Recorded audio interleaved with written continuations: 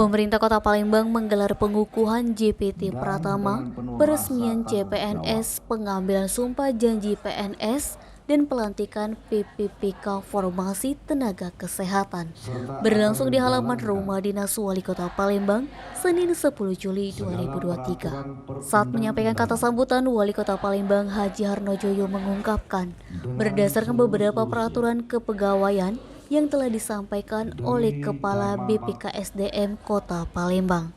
Salah satunya adalah keputusan Menteri PAN dan RB nomor 588 tahun 2022 tentang penetapan kebutuhan ASN di lingkungan Pemkot Palembang tahun anggaran 2022. Lanjut, Harnojoyo melaporkan terdapat 5 jabatan pimpinan tinggi Pratama dikukuhkan. 4 CPNS akan diresmikan. Pengangkatan CPNS berdasarkan informasi pola pembibitan daerah STTB. 4 CPNS akan diresmikan. Pengangkatan CPNS berdasarkan informasi pola pembibitan daerah STTD Kementerian Perhubungan.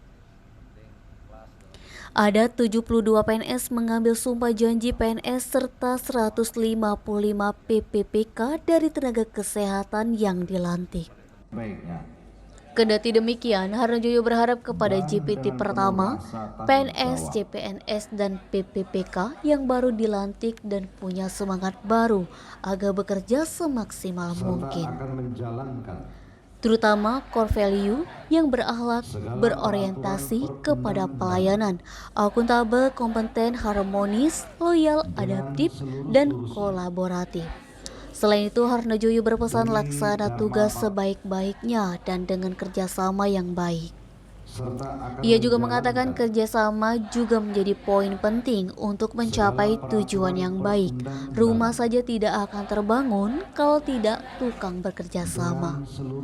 Naba, Sumek.co melaporkan.